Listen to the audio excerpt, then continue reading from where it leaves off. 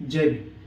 आजचा व्हिडिओ करण्याचा विषय असा आहे की बऱ्याच काळ आपण बघतोय लोकसभा असेल, विधानसभा असेल किंवा अन्य कोणतीही निवडणूक असेल, यामध्ये अचानकपणाने मतदार वाढले जातात किंवा चुकीचे मतदान होते किंवा फेक याद्या तयार करून परराज्यातले मतदार ह्याच्यामध्ये यादीमध्ये मिसळले जातात.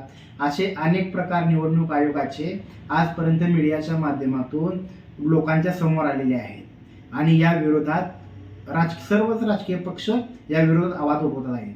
याच अनुषंगाने आज नुकताच सातारा नगरपालिका, संपूर्ण महाराष्ट्रामध्ये नगरपालिकेचं इलेक्शन सुरू आहे, त्याच अनुषंगाने सातारा नगरपालिकेत ही निवडणूक सुरू आहे.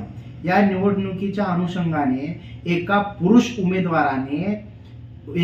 उमेदवाराने ओपन महिला राखीव जागेवर आपली उमेदवारीचे नामनिर्देशन पत्र दाखल केले आणि हास्यास्पद गोष्ट अशी की हे नामनिर्देशन पत्र दाखल झाले आणि दाखल झाल्यानंतर ते वैधही झाले.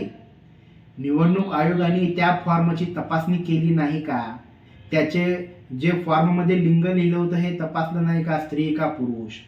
अशा प्रकारे जर निवडणूक आयोग झोपेत आणि असा भोंगळ कारभार करत असेल तर या निवडणूक आयोगाला आता काय बोलावं हेच मला कळेना.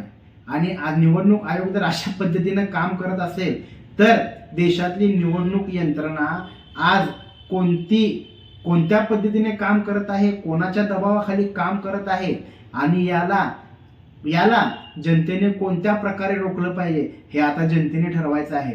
आणि हे असे जे निवडणूक निर्णय अधिकारी मूर्खतेचं काम करत आहे, अशावर निवडणूक आयोग किंवा हे सरकार कधी कारवाई करणार किंवा काय कारवाई केली आजपर्यंत हे सरकारने जाहीर करावं आणि असा जो मूर्खाचा बाजार निवडणुकांमध्ये चालवला आहे तो थांबवावा.